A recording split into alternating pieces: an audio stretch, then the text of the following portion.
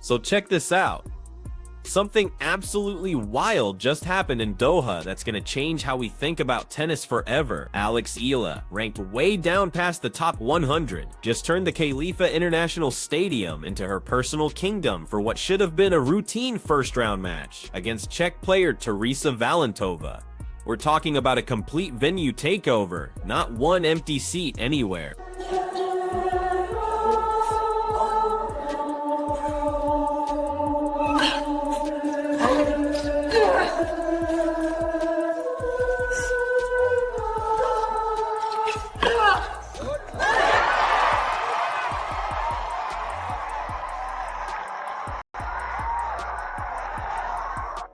Think about how insane this really is. While Eala was commanding a crowd of 7,000 people going absolutely ballistic, actual Grand Slam champions were staring at half-empty arenas. Tournament organizers looked at their lineup of superstars and former world number ones, then made the call to put this 20-year-old from the Philippines in the spotlight. That choice just flipped tennis scheduling logic completely upside down.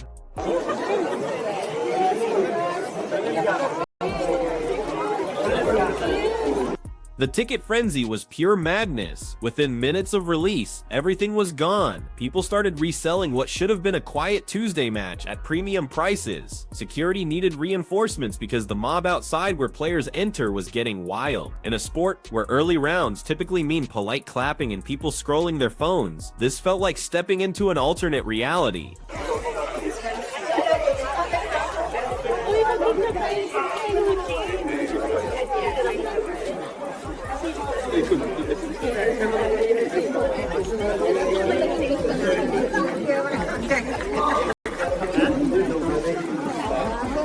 The Filipino community in Qatar went into full activation mode. Social media caught fire, community networks rallied, fan groups synchronized their efforts. This wasn't some manufactured hype from marketing departments or corporate sponsors pushing sales. This was raw, authentic passion from people who'd spent years waiting for someone to carry their flag on this platform. Now picture what's happening elsewhere in the venue at the exact same time. Aryna Sabalenka, who's collected multiple majors and reached #1, steps onto court and maybe fills 30 to 40% of the seats. Iga Swiatek's early matches have whole sections completely vacant. These are athletes who should theoretically control any tournament they enter. Instead, they're fighting for leftover attention while this young player who's never even claimed a WTA title owns the entire building. That psychological impact has to be devastating for those established stars. You've conquered Wimbledon, ruled Roland Garros, reached the absolute peak of tennis. Then this reality check hits you. Someone ranked outside the top 100 creates more raw energy in one afternoon than you've generated all year. The mental damage from that realization cuts deep. But Eala cracked the code that others are missing. Modern tennis isn't just about perfect technique and strategic brilliance anymore. Success means embodying something larger than personal accomplishments. Those Filipino supporters weren't just reacting to clean shots or tactical genius. They were celebrating finally seeing their identity represented on a stage that's been overwhelmingly European and American for generations. The actual match became this incredible mental endurance test. Picture expecting standard tennis courtesy and instead getting hit by an earthquake of sound on every single point. That level of intensity can either elevate your game or make you completely fall apart. Eala had to harness 7,000 voices screaming her name without letting the energy make her swing for the fences on every ball. Valentova brought real advantages into this battle. She hits with serious power, serves big, and had already beaten Eala in their previous encounter. The matchup history supported the Czech player, and statistically Eala had problems with that aggressive style. Looking at pure numbers, this should have been routine for Valentova, but Eala revealed just how much her mental game has matured. 2 years back, that kind of pressure would have destroyed her focus completely. This time, she converted crowd energy into rocket fuel. Those grinding skills she developed at Rafa Nadal Academy took over. She began stretching points, forcing Valentova to hit additional shots until the Czech player's composure shattered. One rally from the second set went instantly viral worldwide. Eala got dragged so far off the court on her backhand, she was basically standing in the doubles area. She sprinted, slid across the hard surface, and somehow whipped this passing shot down the line that nailed the corner perfectly. The explosion of noise that followed actually showed up on local earthquake monitoring equipment. That's not hyperbole. The sound genuinely registered on scientific instruments. When victory was sealed, Eala took the microphone and addressed the crowd in Tagalog. The place completely erupted. She thanked them for making her feel home, recognized the overseas workers who used their precious earnings for tickets, built this emotional bridge that went way beyond the tennis itself. That connection between competitor and community transformed sports from simple entertainment into something profound. Meanwhile, Sabalenka is likely in her hotel room questioning how she became invisible at a tournament where she's realistically a title contender. She's accomplished everything tennis offers, owns multiple Grand Slam trophies, climbed to the top of the rankings, yet organizers put their full marketing power behind someone who's never won a WTA event. The tournament directors nailed the business decision though. Eala moves tickets in Qatar. Sabalenka doesn't, at least not with the same fire the Filipino expatriate community brings.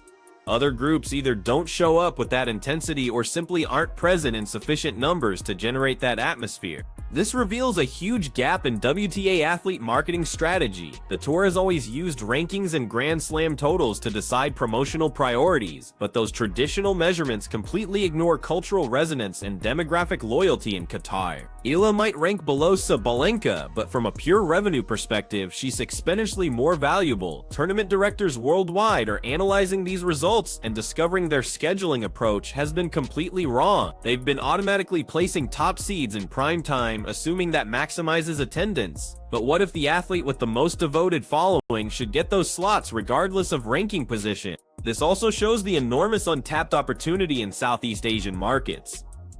The WTA has invested years pursuing China with inconsistent outcomes and decent success, but the Philippines represent something unique, a market fueled by genuine emotional investment. Eala is the master key to that potential. If she maintains this momentum, we could see more tournaments targeting Southeast Asia, or at minimum acknowledgement that she's become a central marketing weapon globally. For viewers on other continents, this might appear like a temporary anomaly or cultural novelty, but it's actually revealing a fundamental transformation in tennis demographics. European and American stars have controlled the infrastructure, media attention, and corporate money for decades. Everything channels toward those established markets, but populations like the Philippines have huge tennis fan communities that have been completely overlooked because they lacked a champion to rally behind. Now they have one, and they're demonstrating they can create atmospheres and financial impact that matches anything in traditional tennis territories. That truth should genuinely concern established stars who've grown comfortable assuming their status is permanent, because Eala just proved that emotional resonance trumps career achievements when it comes to packing stadiums. The proof was undeniable: vacant seats for Grand Slam winners, capacity crowds for someone who's never won a professional tournament. The expectations surrounding Eala going forward become crushing in an entirely new way. Tournament organizers must schedule her matches strategically because they can't afford to put her on back courts or bury her in early sessions. She controls the schedule rather than the schedule controlling her placement. That's the classic definition of superstardom. But serious risks exist here too. The emotional drain from a match like this is completely exhausting. Young athletes often triumph in these massive atmospheric showdowns in front of supportive crowds that appear totally lifeless in their next match. The adrenaline crash is a proven phenomenon. Eala's team must handle her recovery, ensure proper rest, and redirect her focus toward the upcoming opponent. The tournament isn't decided in round 1. Regardless of how earth-moving the crowd's support was, she still must execute basic tennis against progressively tougher competition as the week continues. Balancing expectations while preserving that killer instinct becomes the ultimate test. Those contrasting images of empty seats at other featured matches versus the packed Eala session will shape how people remember this entire tournament. Doesn't matter who finally holds the trophy at week's end, the Qatar Open 2024 narrative became about Eala II. Those first chants started booming through the stadium. She brought electricity, passion, and vibrancy to what was developing into another forgettable early season tournament. Sabalenka and the other favorites must process this psychological truth. They're superior athletes currently based on achievements and steady excellence, but they cannot manufacture the atmosphere that Eala generates naturally. That's a mental hit that's tough to recover from, because it forces confrontation with an uncomfortable reality. Being the most successful player doesn't automatically make you the most significant or captivating player.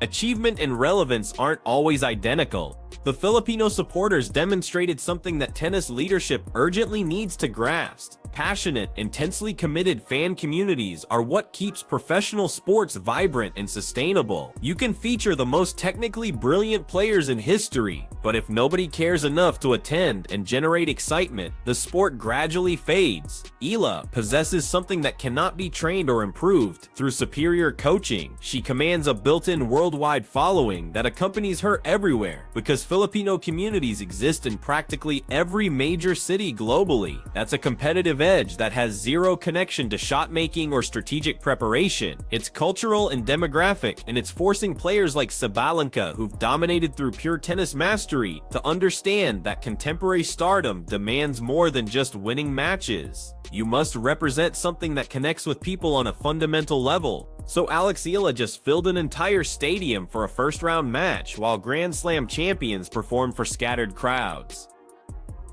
The Qatar Open organizers featured her over world number ones and former champions, and that choice generated unprecedented atmosphere and financial triumph. Stardom in tennis isn't about rankings anymore. It's about authentic connection, and Eala has perfected that art completely.